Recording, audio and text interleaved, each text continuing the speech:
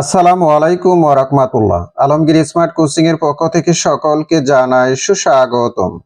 সুপ্রিয় viewers, HSC ও অন্যান্য পরীক্ষা 2026 ইতিহাস প্রথম পত্র প্রথম অধ্যায় সৃজনশীল জ্ঞানমূলক প্রশ্ন নিয়ে আজকে আলোচনা করব। 1. বাংলায় নবাবী বংশের প্রতিষ্ঠাতা কে?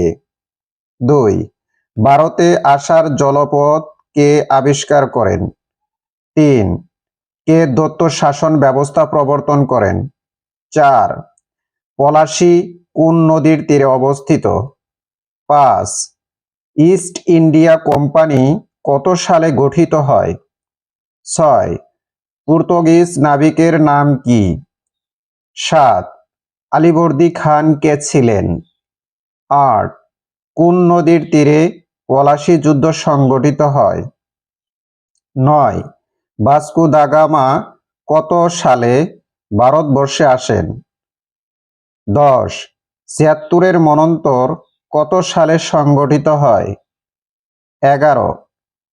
ইংরেজ ইস্ট ইন্ডিয়া কোম্পানি কবে বাংলায় দেওয়ানি লাভ করে?